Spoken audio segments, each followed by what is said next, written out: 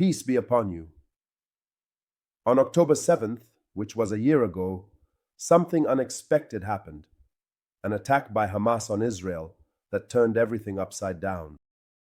But what was not accounted for was the price, which was steep. Over 40,000 dead, hundreds of thousands injured, and millions displaced.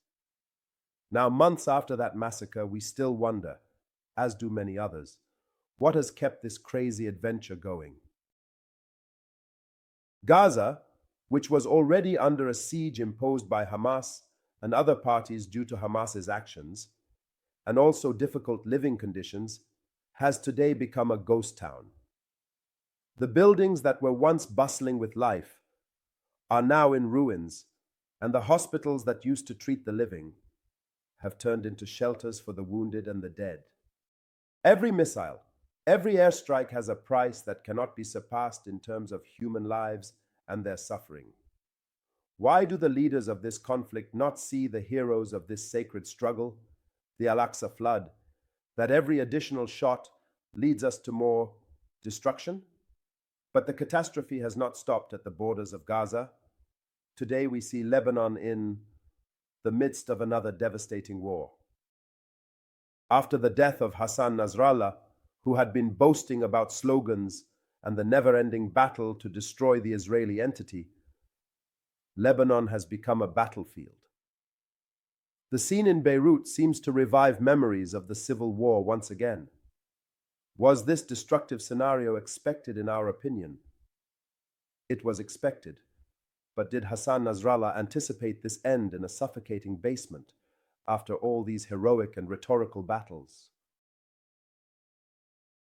Hezbollah has entered the battle, but the Israeli response was overwhelming and devastating. Today, Lebanon lives under the weight of this never-ending war, which could set it back decades if it does not end. The question that imposes itself is, why this escalation now? And why do decision-makers not take into account the true cost of this conflict on its people? Why do they not calculate the tragedies? Why do they not consider that every human life is important and not just a means to achieve power and fulfill the desires of those who want to ignite the region? In the midst of this seemingly endless conflict, who pays the price? The civilians, women and children who dreamed of a better future, now find themselves in the midst of a humanitarian tragedy. What can be done to end this violence that is destroying everything?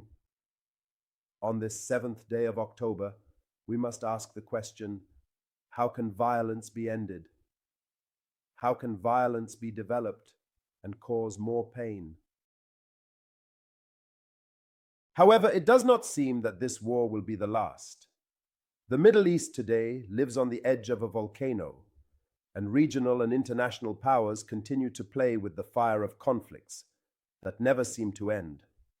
Ultimately, what is the way out of this vortex that threatens further disasters?